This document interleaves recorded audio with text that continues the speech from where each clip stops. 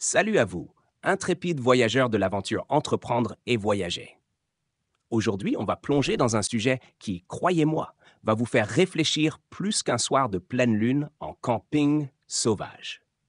C'est officiel, le Canada, ce pays où l'on peut avoir de la neige en juin et des moustiques gros comme des oiseaux en juillet, vient de dévoiler son tout nouveau plan d'immigration pour la période 2024-2026.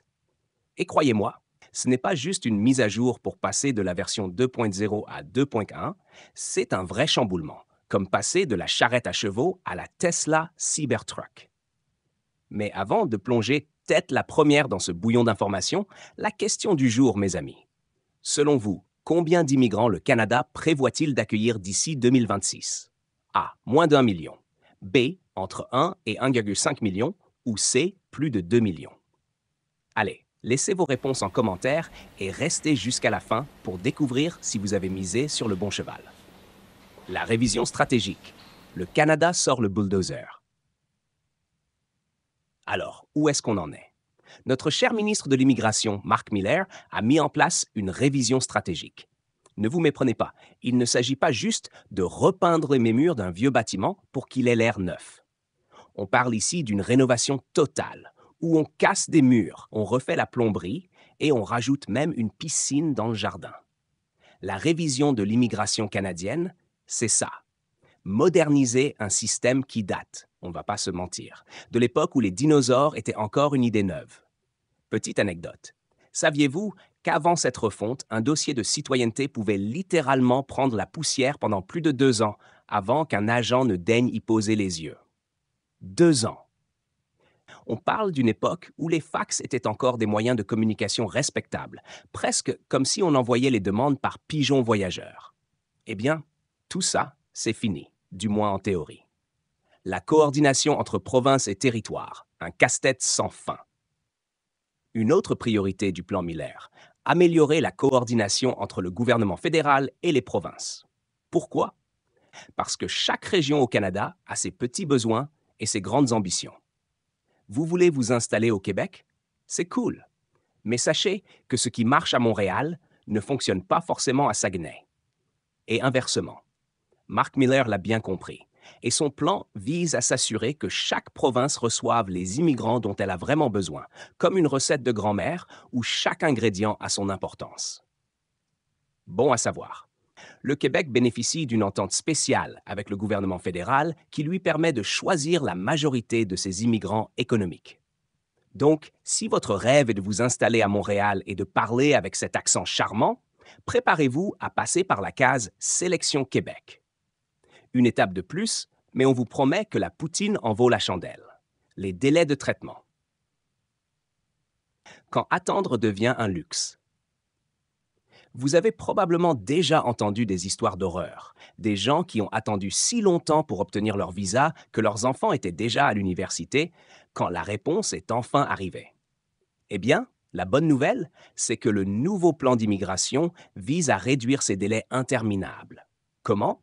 En automatisant certains processus et en investissant dans des technologies dignes du 21e siècle. Enfin, plus besoin d'envoyer des fax comme si on vivait dans un musée. Attention cependant, tout n'est pas encore parfait. Certes, les délais devraient être réduits, mais la qualité du service dépendra fortement de la manière dont ces nouvelles technologies seront mises en place.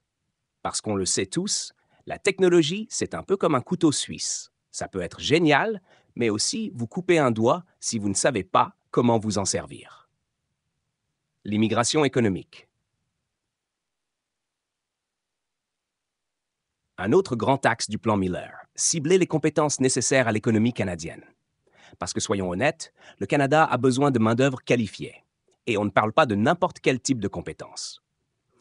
Ici, on vise les pros, ceux qui savent ce qu'ils font. Fini les médecins qui deviennent chauffeurs de taxi faute de reconnaissance de leur diplôme. Le but, c'est de mieux aligner les compétences des immigrants avec les besoins du marché du travail canadien. Cependant, ne vous emballez pas trop vite. La reconnaissance des diplômes étrangers reste un sacré casse-tête. Si vous êtes médecin, ingénieur ou infirmier, préparez-vous à une bataille administrative digne d'une saga de fantasy. Avec moins de dragons, mais tout autant de paperasse. Mais ne perdez pas espoir. Le Canada a vraiment besoin de vous. Et les perspectives sont encourageantes. Répondre aux préoccupations des Canadiens, entre peur et réalité. Dernier point, mais non des moindres. Le plan Miller tient compte des préoccupations croissantes des Canadiens concernant l'immigration. Un récent sondage montre que 44% des Canadiens pensent qu'il y a trop d'immigration, contre seulement 27% l'année dernière. Pas de panique. Ce n'est pas de la xénophobie, mais plutôt une inquiétude face à une mauvaise gestion perçue. Le gouvernement promet de mieux expliquer pourquoi l'immigration est non seulement nécessaire, mais aussi bénéfique pour l'économie du pays. Une immigration raisonnée et coordonnée, c'est la clé pour éviter des bouleversements économiques qui pourraient faire mal, très mal. Conclusion, entre espoir et réalisme. En résumé, le plan d'immigration 2024-2026 du Canada est ambitieux, oui, mais il est aussi nécessaire. Moderniser un système obsolète, mieux coordonner les efforts entre le gouvernement fédéral et les provinces et réduire les délais de traitement, c'est tout un programme. Mais la route sera longue et il faudra s'armer de patience. Si vous rêvez de poser vos valises au pays de l'érable, ne vous découragez pas. Les choses avancent et pour une fois, elles avancent dans la bonne direction. Alors, vous avez trouvé la réponse à la question du jour?